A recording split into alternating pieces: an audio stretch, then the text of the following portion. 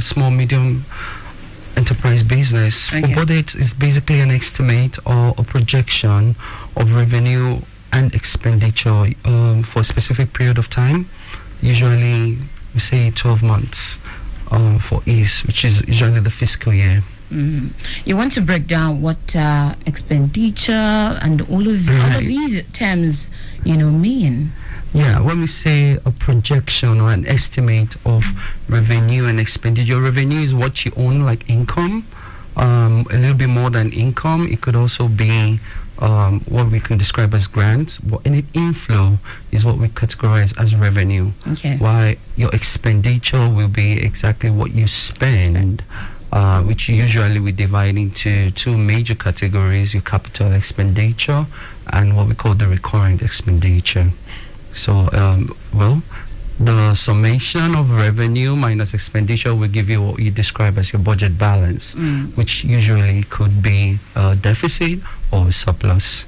Wow, amazing. I'm sure you're wondering what all of that is. If you're a business owner, you perhaps would have an idea of all of these things. But then, since we are trying to relate with small-scale business owners, yes. I dare say that a number of them are not even aware of all of these. They're just, all they know is, I am investing this, and this is my capital. Right. This is my gain at the end of it. Yes. Right. But then you stick around with us for you to have an understanding of all of these and how best you can maximize all of these terms in improving your business. Now, let's look at some of the reasons why a business owner should consider budgeting. Yes. Oh, yeah. A business owner should consider budgeting because really, without a budget, wastage is inevitable. You agree with me? You want to have a plan. Basically, for better clarity, the budget is a little bit more than just figures put on numbers. It's a strategic plan. Okay. It guides you throughout a 12-month period. Okay. When we say revenue, you want to put into paper when you expect the revenue should happen. Usually, perhaps you're expecting a windfall, maybe in the early part of the year, or you think you can basically when is it going to be monthly your revenue will come in. If you're in that kind of business, you want to put it down on paper. You make it plain. And also expenditure, when do you want to make that big ticket expenses, which you usually classify as capital? Is it going to be quarterly or is it going to be one-off? While you're operating expenditure, is it a monthly thing? What do you envisage that you will spend on a monthly? So you want to exactly put that on paper, know exactly what will happen with your finances, with your strategic plan all through the fiscal year, the 12-month period, so that you run by it and you're guided by it. Yes. Absolutely. But then someone is listening out there now and is trying to key into all of these things that you have mentioned. What are some of the common mistakes that should be avoided and how to mitigate them eventually? Thank you very much. Yeah. Well, from experience, not only as head of budget and planning in other public sector organization, even from businesses, I know small businesses, they have there's that peculiarity of perhaps over optimization. You might be too optimistic with your revenue and unrealistic revenue planning. As a result, you have designed your expenditure with that kind of over optimization or optimism in the economy or in your business sector, which will not allow you to achieve what I can describe as a budget balance or a surplus balance. So you have planned and designed your expenditure a little bit unrealistic because of over optimization in anticipation of your revenue. That's one. Also, before I let you go to the next one, can you state some of the over realistic kind of you mean the over optimism? Over optimism, yes. Well, yeah, you may think that, okay, for instance, let's say you're a tailor and you think that, okay, people will buy more of your or patronize you more come April.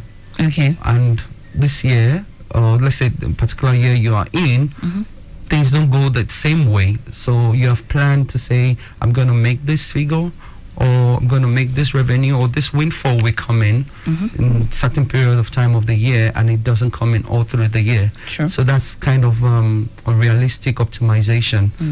You have not been careful enough to consider the macro environment where you are operating as a business. So this can eventually lead to what I describe as over-optimism. Okay. Yeah, those are kind of example. Also, if you planned with some, maybe you're expecting some windfall, or you want to sell some assets to generate inflow to your budget or to your organization, you have not been able to sell it. So you have what I can describe as you put in that assumption that you will make such income or inflow to finance your business, but you have not been able to sell. So effectively, you couldn't privatize, you couldn't sell such assets. So that's a level of over-optimism. Right. Yeah. So it's safe to say that it's a case of a bird at hand. More like it. Absolutely. That's it. To generate what I can describe as a permanent income. It's Absolutely. more like a bird at hand you should use. Sometimes, like I've already described, you have not considered scenarios and shock scenarios and risks that can emanate from your kind of business. So you should consider shock scenarios like, what if government policy changes and as a result it affects your business? So again, you have not planned properly. Your budgeting has not or will not be realistic eventually. Another, should I say, common pitfalls is that you may be carrying what I can describe as a debt overhang. So you have borrowed in the past and you have to pay interest. And your interest keeps mounting because you continue to carry a deficit. Definitely. Yes, so eventually that will affect your budgeting. So those are kind of common mistakes I can immediately pinpoint. All right, then, you're still listening to Accelerate Lagos here on Lagos Traffic Radio 96.1 FM. Today, we are focusing on some of the business hacks for small businesses this year, 2025. My guest is Damilola Ifemadi. He is the head budget and planning unit at LSCDF. He has been able to highlight one or two things for you to look out for in planning your budget this 2025. In all fairness, I know some businesses are yet to open, and so if you're one of those businesses, I mean, this is the right place for you to be right now in planning your business this new year. The year is still fresh. I mean, it's still the first month in the year, and we still have 8 more days before the end of the month. All right, then moving on to the next question now. So let's talk about the key steps to creating an effective budget for small businesses. Yes, please. Oh yeah, thank you very much. One thing I always advise is that to understand that budget is a strategic plan. So you might want to refresh yourself in the start of this year, 2025, of your vision and mission, why you really are into business. So you, again, if you have a scratched out somewhere, look at it again, what you really want to achieve as a mission. Refresh yourself and the vision you want to be. Do you want to be global? Do you want to be a local champion? I mean, basically, on making sure that you are not going out of what you have designed. You're on the track, on the right track. Yes, exactly. So refresh yourself of your vision and mission is definitely number one. Get a synopsis, I beg your pardon, of the economic outlook or the macroeconomy of the industry which you play in. First of Nigeria, of the global village, then again the industry you play in. What exactly is the outlook in that industry going to be? Is any government policy going to affect you? Industry players going to continue in the same status quo, or is there a new drive that will impact on your business? That's I'll describe as number two. Again, you need to carefully itemize your sources of inflow, not just income, based on the most liquid and obtainable ones. So what I mean by that is that what are your already you sell goods and services, but what are all the sources of inflow that can use to drive your business into the kind of growth you want it to be based on your mission and your vision for the year. So it might include, like I've already mentioned, perhaps you want to liquidate already some assets, sell some things to generate more businesses. Are you looking at grants? Are you looking at investors or somebody or someone wants to invest in your business? All that should be based on the kind of mission you drive for yourself. That's very important. Then you move into itemizing your expenditure. You need to delineate between the capital expenditure and recurrent expenditure. So one mistake people make from time to time is not having a clear cut. The capital expenditure, what exactly, do I need to get more inventory? Do I need to get more machines to do my business? And when is it best to buy? Is it beginning of the year or is it the end of the year? Perhaps I have to leverage on, let's say, a hub system or a partnership. Do I really need to buy that capital expenditure, or should I what if I buy it this year, am I going to need it again next year, something like that? Should I buy and rent? All of that kind of question, those are the very important things you need to design before you create a budget for yourself. Then you need to arrive what I would describe as what will be my overall budget balance. Either is it going to be a loss or surplus? If I do all I've spoken about, what will be the budget balance? Am I going to be in a loss position this year, or am I going to be in a yeah, exactly. Very important. Then next question you want to ask yourself, should I borrow? Should I borrow? And what's the best opportunity out there? If I really need to borrow, am I going to be sustainable? Is the debt going to be sustainable? Can my future income or my future cash flow income, can it pay back my interest? And even eventually, can it amortize the money I borrowed? I mean, or even sustain the business. Oh, sustain the business. Wonderful. Yes. Thank you very much. Yes, I believe those are very important, effective steps in designing a budget for a small business. All of these things you have highlighted now, it boils down to the fact that it takes one who is informed in the business landscape to have an idea of all of these things. However, how can one even, keep tab on all of these things? Are there tools you can recommend for business owners to, keep them on track? Yeah. Oh, yes. Depending on the industry you're playing, I mean, if you actually, there are thousands of tools to track your budget or track your expenses out there online. But if you look through some of these banking applications, one thing we encourage business owners to do is to be financially literate. So you want to make sure all your expenses, a big pardon, happens online, or should I say through a banking app. And most banking apps these days do provide what I can describe as expenditure tracker. You want to have a separate business account, I believe. So expenditure tracker is available, or should I say budget tracker is available online. Okay. Particularly, I'm literally selling some banks out. I know that some banks do provide this kind of application. If you have an account with them, so you can have what we describe as a budget tracker, can track your expenses and even your inflow. Yes. Also, there are countless of applications designed online you might want to download just to help you track your business, particularly this has come in for the year. It's countless of them, and it's available online for you to pick up. I mean, you know what they say, the search engine is your friend. I'm not going to mention any search engine now, but then the search engine on your phone, right? The internet-enabled search engine is your friend. You can actually search for all of these things. Do not be left behind. This is 2025. I mean, your dirty December is from now. If you want to board in December, you have to start planning from now.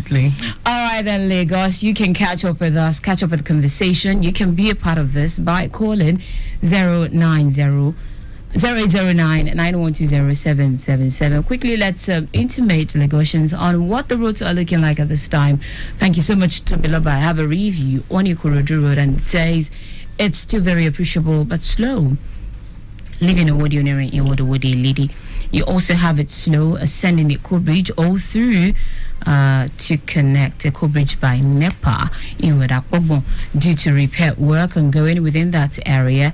But traffic managers are there. Let me also remind you that the earlier reported impairment around Yano Baja, that's the empty tanker at Egbeda in the section in Yano Baja that was occupying about 40% of the road, has been taken off the road. And for those of you around that area, just have that at the back of your mind. Be patient navigating through that area. Generally, looking at the screen in the studio, most of the areas we're tracking at this time looking very good. For those of you on Bagada Wuru and Shuki Expressway, just slight delay around Charlie Boy, and that's due to commercial bus activities. Alausa generally looking all right. Ugudu coming from Ifako and inward Alakpere is also looking very good. Yes, for those of you that are just tuning in, the program is Accelerate Lagos. This program is proudly powered by the Lagos State Employment Trust Fund. This program is brought to you by the Lagos State Employment Trust Fund. So I'm going to give out.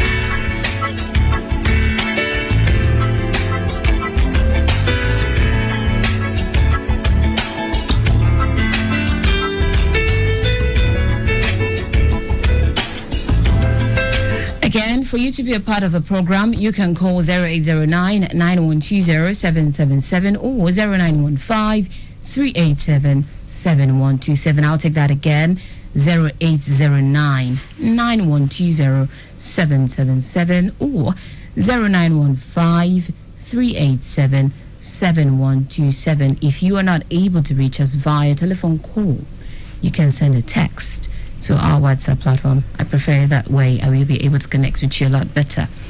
All right, then. I still have Damilola Ifemadi in the studio with me, and today we are talking hacks for small businesses in 2025. All right, so let's talk about some quick hacks, right? Small businesses can adopt to reduce cost without compromising quality, because that is what we find in this part of the world. Mm-hmm. A product we have been buying from 1991 has 90 gram on it. Mm-hmm. And it's saying that, okay, and the price goes from, say, back then, 50 kobo. Now it sells for maybe 350 or 400. It's still saying 90 grams. But then the size of a sachet goes from this to this. What is going on? Wow. Yeah, thank you very much. I mean, I can only advise as well. For me, some of the hacks I would adopt to ensure I reduce cost if I was a business owner without compromising quality will be the practice of what I call circular economy. Basically, it's about sustainability. You need to think about reducing, reusing, and recycling. So if you're a business owner, you must think out of the box. How can I reuse, beg your pardon, how can I reuse that item without disposing? Or how can I recycle its use? Or how can I reduce wastage generally? So it's looking inwards. Item you think in disposable or inconsequential, can you use it instead of buying the capital expenses or incurring that same or just going about not knowing the value of what you have at home or in your shop or in your small business. Just try and reuse, recycle.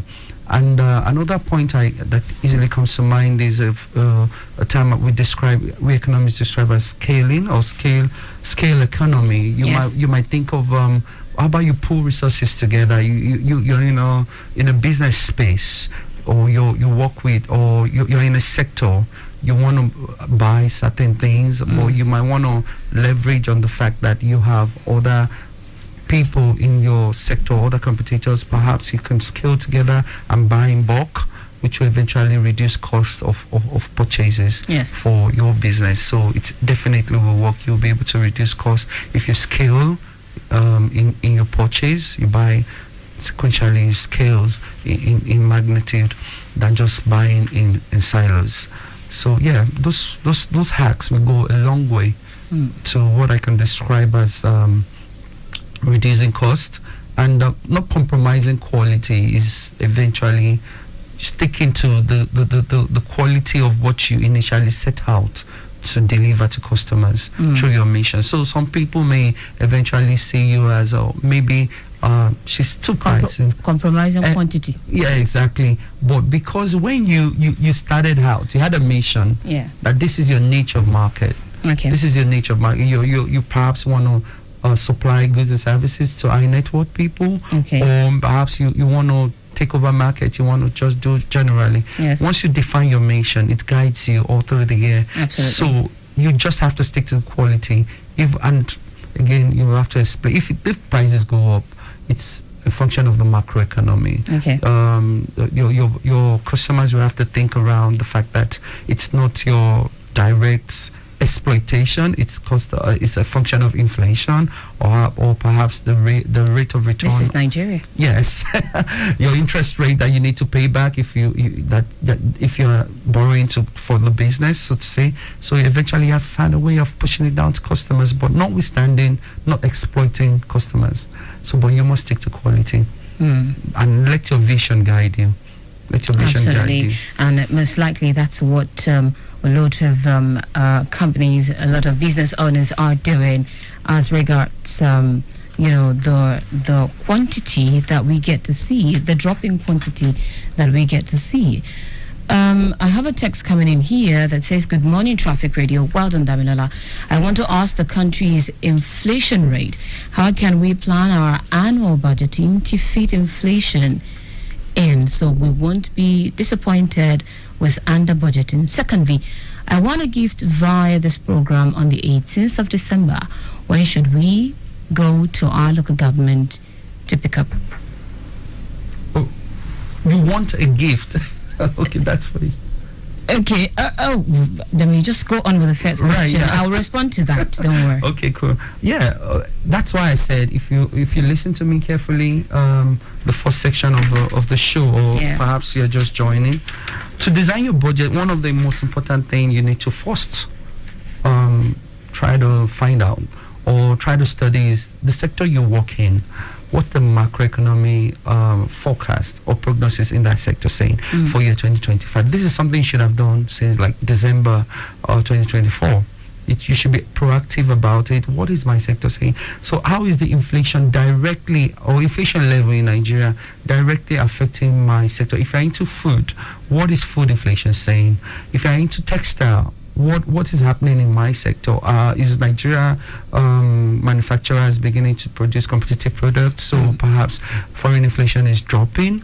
Those are kind of questions you want to ask yourself based on the sector you work in. Okay. So definitely, if inflation will affect you further, you must try to find out. Or when I say further, I mean more aggressively than some other sector. And unfortunately, we know you want to stay in business, you want to make profit. You have no choice but to push your cost of production, the high cost of production. You probably want to gradually push to customers, but with a careful explanation that the cost of production has gone up, or the cost of producing this commodity. Basically, I think he or she now is into importation. Imports and resell here. Oh, that's even a little bit more challenging, to be honest. So two things is affecting him. That's the exchange rate depreciation and the inflation. And sometimes, depending on the country he's importing from, foreign inflation would affect. So eventually, it might be a thing to reconsider. Some of those items you import, are you looking inwards in Nigeria to see if you can supply those items from Nigeria? Or you might want to think about changing partner country. If, depending on the country you're importing from, if it's more expensive, perhaps you want to look on the global village. Exactly, currency. Look at the global village. First, the currency, if it's more favorable in terms of Naira. Second, is quantity or quality better elsewhere than where you're importing from? So those are very, very, very important questions. You have all of that pinpoint down, then you can think about drawing yourself a feasible budget or a realistic fiscal plan. All right, then. Let me respond to the second question as regards the quiz we had last year. That was the last edition of a show. Please, we need to let you know that you will be contacted, right? In a few days from your local government. They will certainly, the LSTF officials there will reach out to you. I can assure you that you will be contacted to pick up your prize. I see the person is still trying to reach out, but then you can still be a part of the show. Just send a text. You can put a call through on 0915-387-7127. Let's move on to other questions now. Talking about how LSTF intends to help small businesses with financial and training support this year. Yes, financial and training support. First, as a reintroduction, which I believe our audience already know, LSTF, it's a government agency that gives loans and grants at very favorable single-digit rate. If you qualify. If you apply online and you qualify for our loan programs, you will get very, very, very good and competitive rate loans to run business. Okay. And also we do some grants on the side. Okay. Yeah, so for financial support, we are there to help you grow your business. Yes. And for finance, what's the next second question? Just basically some of the things you'll be doing this year to support small-scale businesses, either financial or training. Or training, exactly. So we do also give training programs around sustainable business hacks, let me put it that way. Financial literacy training, master classes, business supports in terms of helping you navigate the environment, the Nigerian environment as a business owner. So definitely, if you contact us through some of our social medias and even websites, you will see calendar marked out on when some of these trainings and financial literacy programs are coming up, and we'll be available to take you on if you register on time. I don't know what your budgeting looks like this year, but because I know that at the start of each year like this, we get this story of, so we have backlog from last year and all of that. This year, trainings, grants, loans, can people start putting in application from this moment, or we still have to wait till the next quarter? Oh, no. It's an ongoing thing. Even if applications haven't started being processed, it's an ongoing thing. Put in your application. Don't wait for a quarter or a month or not. No, it's the website is always open. Okay. So you can always put in your application. It's an ongoing thing, and you'll be considered once we have the go ahead and to start taking in applications. All right then. Basically, where can listeners learn about LSTF and become beneficiaries of the fund support? Could you please share some of your social media handles? Oh, yes. But then I still have one more question on budgeting. That's let's fine. take this one. Of course, please, viewers or listeners should go to www.lstf.ng, our official website. Okay. We also have social media handles at Instagram and Twitter at LSTF. Just at LSTF. Okay. And also the start of Facebook is at LSTF-NG. All right then. So visit us on all social media, including even Instagram. Oh, sorry, I beg your pardon. LinkedIn. Okay. LinkedIn. So yes, we're at LSTF. One more question on budgeting now. So when you put up a budget, right, from the beginning of a year, you write a budget. Do you put it aside, or you have to refer back to it if you have to refer? Oh, absolutely. How often do you have to do that? Wonderful question. Thank you so much. So there's something called performance appraisal or performance monitoring in budgeting.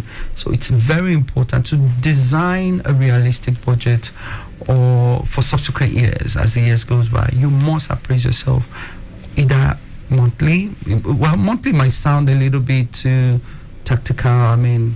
Handful, exactly. So we usually encourage quarterly appraisal of what you set yourself to. So while we define a budget as a fiscal plan for usually 12 months or maybe 3 years, we like you to appraise yourself quarterly, divide the budget itself into quarterly expectation. So you see where you are or what you have achieved per quarter. The most realistic budget will go maybe like 95% achievement or 99% achievement. Don't forget, budget itself is just an estimation. Okay. It's an estimation. It's a projection.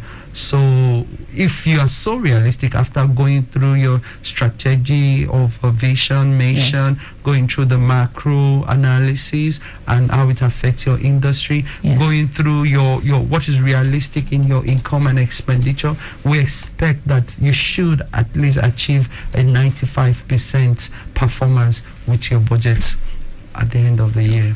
All right, then. Your final take on the show this morning to Lagosians. Oh, my final take on the show. All right. I mean, budgeting is exciting, but most importantly, don't beat yourself over when your budget is not 100% in performance. It's a good opportunity to learn what you did wrong when the year ends, and then you design a better, realistic budget for subsequent years. But most importantly, don't go outside your budget.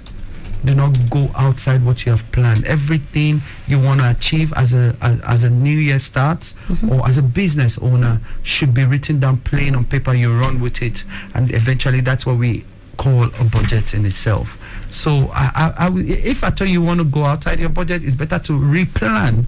You know, you can actually have what we call like a supplementary kind of plan to what you already designed, than to say you will just go outside your budget and you want to run by that. So try as much as possible, just stick to your budget. All right, then. Thank you so much, Damilola. That's how much we can take on the program this morning. I have been speaking with Damilola Ifemadi, the head budget and planning unit at LSCTF. Today, we have discussed budget hacks for small businesses this year, 2025. I must say, maximum thanks to Okwemi, who has been keeping tab of the program. And of course, he says he is a beneficiary of the monthly emails LSCTF sends. Kudos to you. Monthly emails. Nice. All right, then. My name is Taiwo Baruwa. The program makes a return next week. Maximum thanks to Oluremi Aluko handling the social media this morning. And of course, I should appreciate Victor Terry, our executive producer, is Tayo Akonli. Do enjoy the rest of your day.